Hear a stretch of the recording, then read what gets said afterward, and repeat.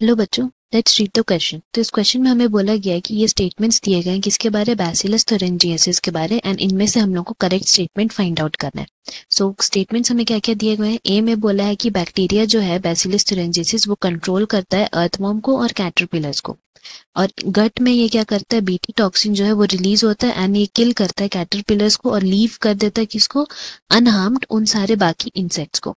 Now see में लिखा है कि यही बैक्टीरिया बैसिलस thuringiensis जो है it is a microbial biocontrol agent, और डी में लिखा है कि scientist are able to introduce BT toxin genes into plants in order to produce pest resistant plants. So इस क्वेश्चन की अगर हम की कॉन्सेप्ट के बारे में बात करें, देन हमारा यहाँ की कॉन्सेप्ट हो जाएगा बैसिलस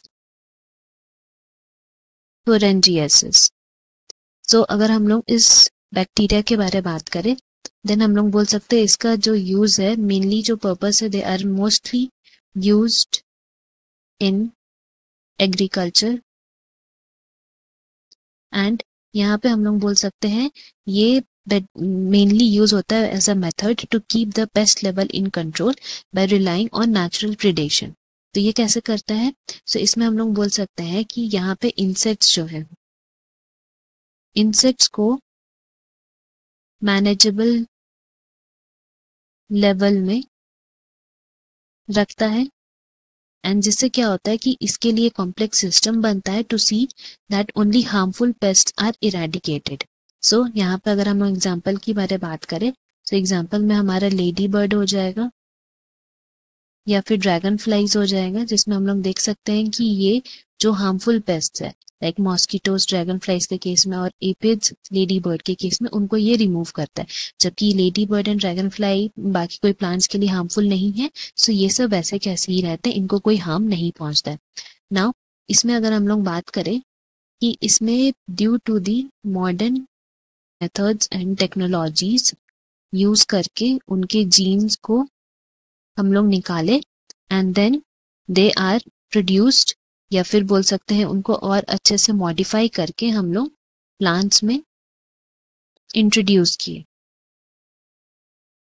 तो इससे क्या बनता था, हमारा एक बीटी टॉक्सिन बन जाता था जो कि यूजफुल रहता था प्लांट्स में। एंड इसका एक एग्जांपल भी है बीटी कॉटन, जिसमें हम लोग देख सकते हैं ये बीटी कॉटन जो है वो एक तरह से पेस्ट रेजिस्टेंट प्लांट बन गया, मतलब इसमें और कोई चीज का जरूरत नहीं पड़ता, ये खुद में खुद अपने से ही पेस्ट रेजिस्टेंट ग्रो होता है, जिसके वजह से क्या होता है कि यहाँ पे हम लोग देख पाएंगे कि जितने भी कैटरपिलर्स हैं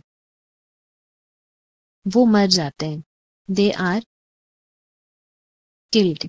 कैसे किल्ड हो जाते हैं, बिकॉज कैटरपिलर्स के गट में ये बीटी टॉक्सिन जो जीन है वो चला जाता है एंड फिर वो गट को पूरी तरह से डिस्ट्रॉय कर देता है, जिसकी वजह से कैटरपिलर्स मर जाते हैं।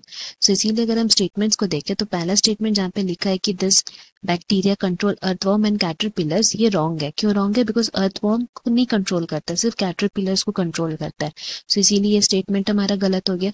नाउ बी में लिखा है कि in the gut BT toxin is released and kill the caterpillars and leave other insects unharmed, ये स्टेटमेंट हमारा करेक्ट हुआ, बी करेक्ट है।